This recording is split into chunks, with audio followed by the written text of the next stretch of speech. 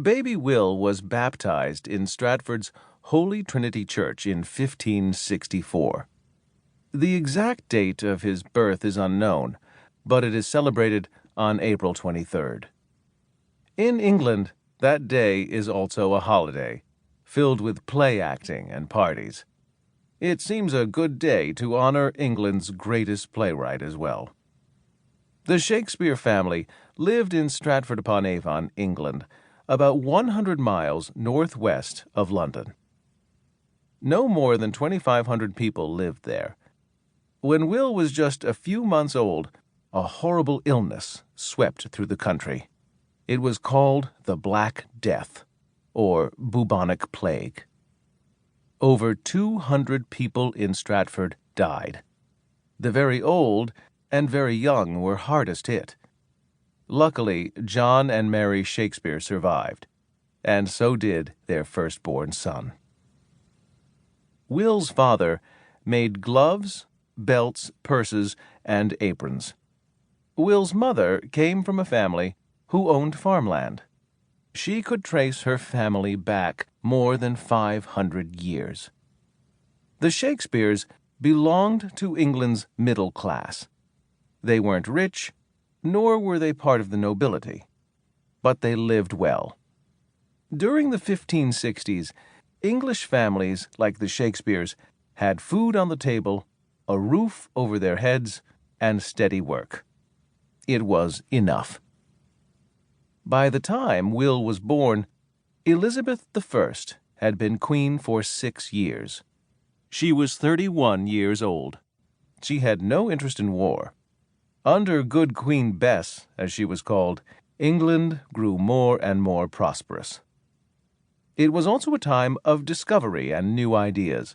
In 1519, Ferdinand Magellan, a Portuguese explorer, set out to sail all the way around the world. The trip took 3 years. It had never been done before. In 1514, Nicholas Copernicus, a Polish astronomer, first wrote that the sun was the center of the universe. Before that, people believed the Earth was the center, with the sun and other planets circling around it. Artists throughout Europe, especially in Italy, were creating some of the most beautiful paintings and sculptures the world has ever known. The printing press, invented in the 1400s, made many more books available. Before that time, books had to be copied by hand. More and more people learned to read and write. This was the world that William Shakespeare was born into. Stratford was a bustling market town on the banks of the Avon River. Crowds came on market day or passed through town on their way to London. What could a person buy? Almost anything, from pigs and sheep to pretty ribbons, warm woolen clothing, and soft doeskin gloves. The job of the town council was to keep law and order. John Shakespeare was a member of the town council for many years. When Will was 4 years old, his father served as high bailiff for a year.